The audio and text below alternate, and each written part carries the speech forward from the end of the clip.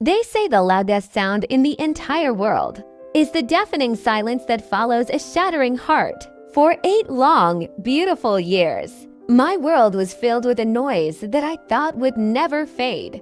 It was a symphony of laughter, shared promises, and a love that I blindly believed would outlast time itself.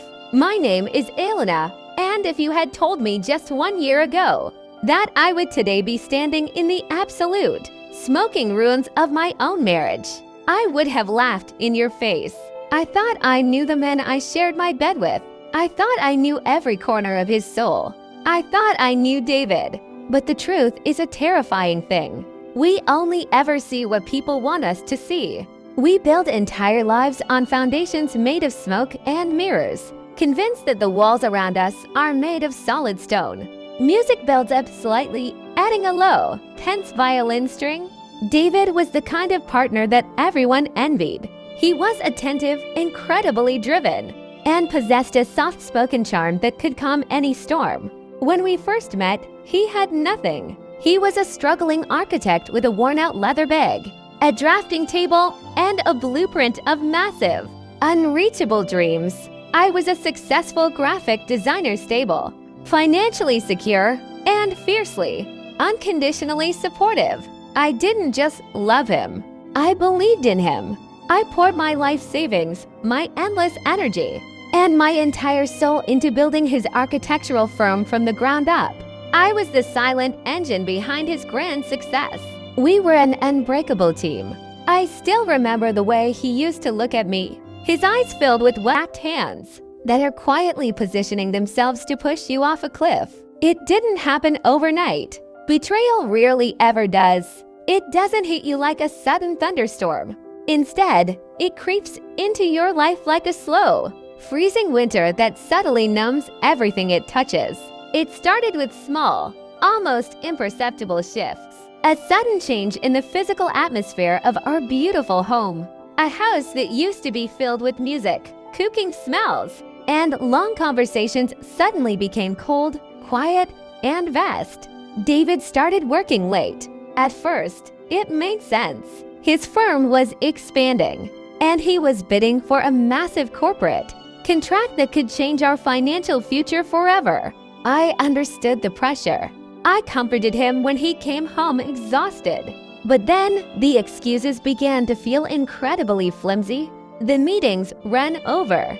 "Elena, I told you, don't wait up for me," he would say, his voice sharp, avoiding eye contact as he walked straight past me into the bathroom. His phone, which for 7 years used to sit carelessly on the kitchen counter, face up, accessible to anyone, was suddenly treated like a state secret.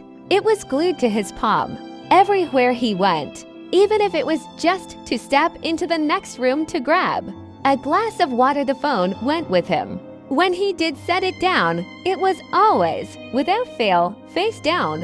Whenever I tried to gently ask him about the new project or how his day went, his answers were defensive. He would snap at me, turning my innocent curiosity into an interrogation. "You're suffocating me, Elena," he sighed heavily one evening, throwing his briefcase onto the sofa. The warmth that used to define his voice was completely gone. It was replaced by a cold, cutting distance. I'm just incredibly tired of coming home and feeling like I'm being cross-examined. Can you just leave it alone?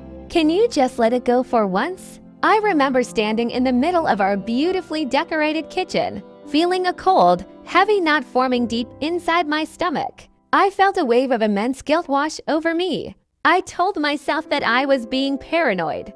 I blamed myself. I thought, he is under so much pressure, and I'm acting like an insecure housewife. So I tried harder. I diminished myself to make more room for his volatile moods. I spent hours cooking his favorite meals, keeping the house absolutely spotless, and ensuring that everything was quiet and peaceful when he arrived home. I stayed up late, sitting on the couch in the dark, waiting for the sound of his car tires on the driveway, telling myself that this phase would pass. But the nagging doubt in the back of my mind refused to be silenced. It whispered to me during those long, lonely nights. It told me that the man sleeping right beside me breathing heavily in the dark, was slowly becoming a complete stranger. Until one rainy Tuesday afternoon, a day that began like any other day, completely ordinary, completely unsuspecting. That was the day the beautiful illusion I called my life came crashing down in a matter of seconds. David had rushed out of the house in a massive hurry that morning. He told me he had an urgent, unexpected emergency meeting with a high-profile foreign investor who had just landed in the city. He was so frantic that he forgot something. As I walked into the dining room to clean up the breakfast dishes, I noticed his personal tablet sitting right there on the edge of the dark wood table. He had left it behind, just as I reached out to pick it up to put it away in his study. The screen suddenly lit up. A notification popped up. I didn't mean to look, but the name on the screen caught my eye. It wasn't a corporate investor. It was a message from Chloe. Chloe was a young, highly ambitious interior designer whom David had personally hired at the firm 6 months ago. I remembered meeting her at a company dinner. She had been polite, overly complimentary of my taste, and had smiled warmly at me. My eyes locked onto the glowing text on the screen. "The luxury suite is booked for tonight, darling. I can't wait to have you all to myself without her constant suspicion. See you soon." I froze, the breath completely caught in my throat. It felt as though all the oxygen had been violently sucked out of the room. The world around me seemed to lose all its vibrant color, turning into a cold, blinding, dizzying white. My hands began to tremble so violently that I almost dropped the device. My fingers, moving almost on pure autopilot, reached out and touched the screen. The device required a passcode. With a racing heart, I typed in the digits. It was our wedding anniversary, a beautiful date that represented the day we swore to love and protect each other. The fact that he used our sacred date to hide his darkest secrets was a cruel, sickening irony that felt like a physical blow to my chest. The tablet unlocked. I sat down heavily on the dining chair, my legs completely giving out beneath me. With tears blurring my vision, I began to scroll. I scrolled through months and months of text messages, intimate photographs, and private emails. They had been traveling together under the guise of business trips. They had been sharing dinners, champagne, and a life that belonged to me. It wasn't just a passing mistake. It wasn't a moment of weakness. It was a deep, highly coordinated, and completely unrepentant betrayal. But as I sat there reading the destruction of my marriage paragraph by paragraph, the heartbreak didn't stop at his infidelity. The betrayal cut significantly deeper than a secret affair. As I was looking through his recent documents, searching for any explanation, any sign of remorse, I stumbled upon a hidden, encrypted cloud folder. It was simply marked with a cold, corporate title: Restructuring and Asset Allocation. Curiosity, mixed with a sickening sense of dread, forced me to open it.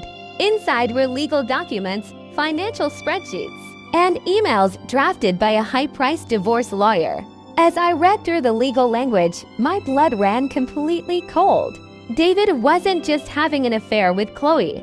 He was actively, systematically planning my complete financial and social ruin. For the past year, he had been quietly and secretly transferring the ownership shares of the architectural firm, the very firm that was built on my personal inheritance, my endless design work, and my tears entirely into his own name and a shell company. He was preparing to sign a massive corporate merger with a multinational conglomerate the following month. The documents revealed his entire timeline.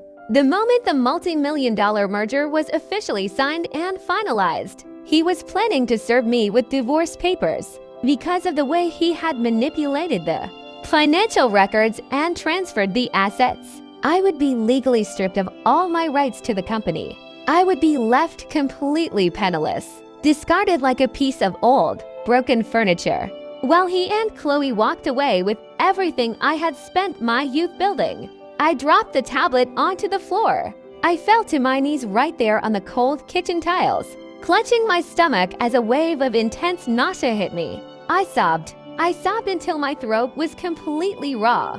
until my chest felt like it was going to physically cave in.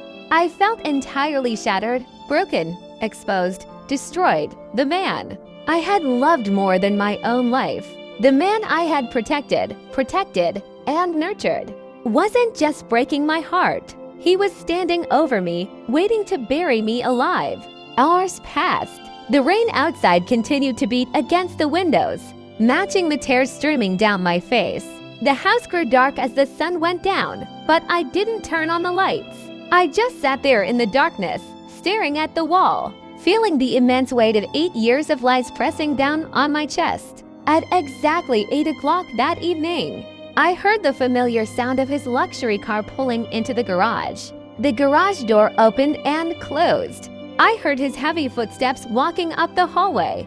I quickly wiped my face, stood up from the floor, and turned on a single, warm lamp in the living room. I forced my muscles to relax. I forced my face to mask the agony tearing through my soul. David walked in, looking incredibly handsome in his tailored gray suit.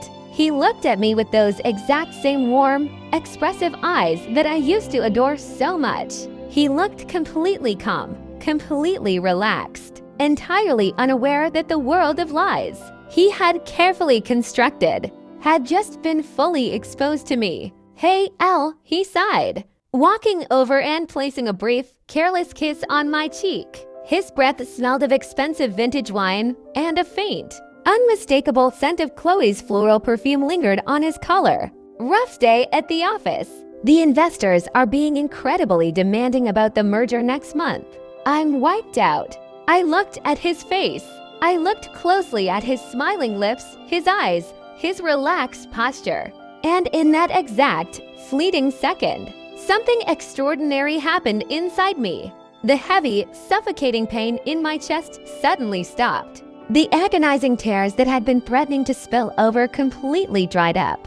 The overwhelming grief that had broken me just hours ago began to harden, turning into a cold, sharp, and absolutely unbreakable resolve. "I'm so sorry to hear that, David," I said softly, my voice remarkably steady, forcing a gentle, supportive smile to my lips.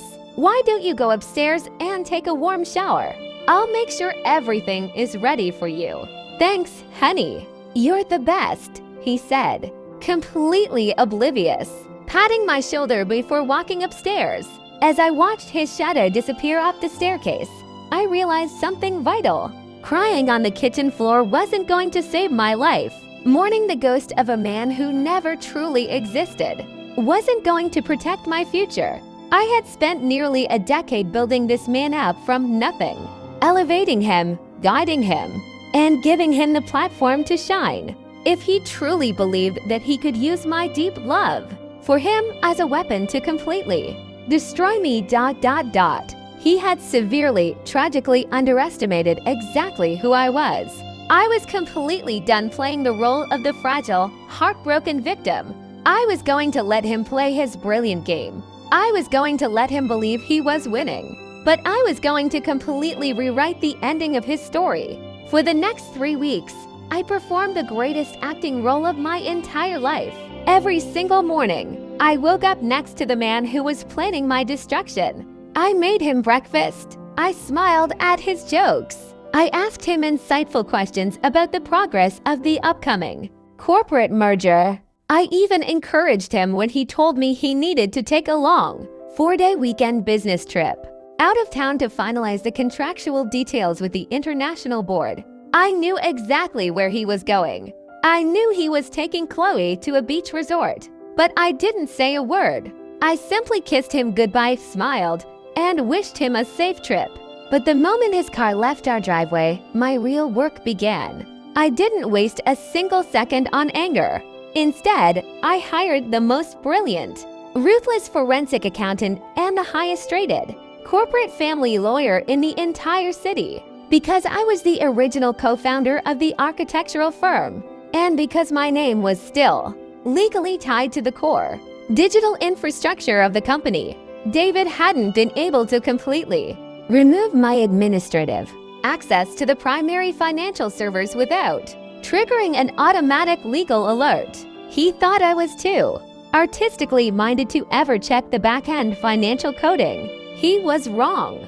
For 20 days, working late into the midnight hours while he slept peacefully beside me, my legal team and I quietly uncovered a massive, horrifying paper trail. We didn't just find evidence of him trying to transfer my shares. We found something far worse for him. In his desperate rush to hide money from me and secure his personal wealth before the divorce, David had committed severe corporate fraud. We discovered years of massive tax evasion, falsified expense reports, and the illegal, unauthorized allocation of core company funds. He had been funneling millions of dollars out of the company's primary accounts to purchase Chloe's luxury downtown penthouse apartment, her sports car, and millions in expensive gifts, all disguised as corporate development expenses. He had handed me the exact weapon I needed to dismantle him. I didn't just have enough evidence to protect myself in a divorce. I had enough evidence to completely destroy his entire professional career, his financial standing, and his personal freedom. The stage was set, and I chose the absolute perfect moment to pull the trigger. The night of the grand corporate merger finally arrived. It was a massive, black-tie gala event held at the most luxurious hotel ballroom in the city. The room was absolutely breathtaking, illuminated by massive crystal chandeliers filled with hundreds of the city's political elites, wealthy international investors, prominent board members, and top-tier journalists. David was completely in his element. He looked exceptionally sharp, wearing a custom-tailored black tuxedo, a glass of expensive champagne in his hand. He was laughing, shaking hands with billionaires, confidently basking in the glory of his impending success. He was entirely convinced that tonight he would secure his permanent legacy, sign the multi-million-dollar merger, and finally hand me the devastating divorce papers the very next morning. Chloe was there too. She was standing near the bar, wearing an elegant designer dress, watching David with a triumphant, possessive smile, completely believing that she was about to step into my life, my wealth, and my home. I arrived late. I made sure of it. I walked into the grand ballroom wearing a striking, blood-red silk gown that caught everyone's attention. I held my head high, my posture perfect, my face a mask of absolute, calm serenity. When David saw me, he smiled warmly, completely unaware that the countdown to his ruin had already reached its final seconds. Ladies and gentlemen, if I could please have your undivided attention, the Master of Ceremonies announced over the loudspeaker. We would now like to welcome to the stage the visionary founder of the firm, Mr. David Vance, to deliver his acceptance speech and officially sign the corporate merger. The crowd erupted into loud, thunderous applause. David walked up the stairs to the stage, beaming with pride, adjusting his microphone. Behind him stood a massive, high-definition projector screen, which was supposed to display a beautiful, curated slideshow showcasing his greatest architectural achievements over the last 8 years. David took a deep breath, smiled broadly at the crowd, and opened his mouth to speak. Right at that exact microsecond, my lawyer hit the send button on the legal filing. The projector screen behind David suddenly flickered violently. The beautiful pictures of his buildings instantly vanished. In their place, a massive, legally binding federal corporate injunction appeared in bold, blinding black and red letters. The entire ballroom went completely, utterly dead silent. The applause died instantly. People began to whisper, pointing at the screen in absolute shock. Right there, for every major investor, every journalist, every camera, and every board member to clearly see, were the audited financial statements proving his massive embezzlement, alongside a court-ordered, immediate emergency freezing of every single asset tied to the firm, and right below it, a formal, legally binding public announcement stating that the primary co-founder, Alan Vance, had officially blocked the corporate merger due to severe, systemic corporate fraud and illegal asset diversion. David froze. The microphone in his hand began to shake violently. The vibrant color completely drained from his face, leaving him looking like a ghost. He stammered into the microphone, his voice cracking, trying to find words that didn't exist. He looked around the chaotic room in absolute, unadulterated panic. His eyes frantically searched the crowd, scanning the faces of the shocked guests, until his gaze finally found mine at the very back of the hall. I wasn't crying. I wasn't angry. I was standing perfectly still, holding my glass of champagne. Looking directly into his terrified eyes, I slowly raised my glass to him, acknowledging his complete defeat, and took a slow, calm sip with a serene smile. Within minutes, the international investor stood up and walked out of the ballroom. The multi-million-dollar merger was dead. His reputation in the architectural industry was permanently, irreversibly destroyed. The journalists began snapping photos of the screen, cementing his professional downfall on the front pages of the morning news. As the grand ballroom cleared out in absolute chaos, David rushed toward me, his tuxedo unbuttoned, his face covered in sweat, his hands shaking with a volatile mixture of intense rage and absolute desperation. Chloe was nowhere to be seen. She had already fled the venue the moment she realized the money was gone. "Elena, what have you done?" he screamed, his voice echoing in the empty, ruined hall. He tried to grab my arm, but my lawyer stepped firmly between us. "You've ruined everything. You've completely destroyed my entire life." I looked at him. For the first time in 8 years, I felt absolutely nothing when I looked at his face. No love, no anger, no hatred. Just absolute pity. "No, David," I said softly, my voice completely steady, calm, and entirely devoid of any bitterness. "I didn't destroy your life. I simply stopped you from destroying mine. You built your entire success on my foundation. David, you climbed to the top using my stairs. You just made the tragic mistake of forgetting that. I am the one who knows exactly which pillars hold you up." The divorce proceedings that followed were incredibly swift and absolute. With the mountain of irrefutable forensic evidence we had compiled, the court awarded me the entirety of the firm's remaining clean assets, our family home, and a substantial financial settlement that ensured my lifelong security.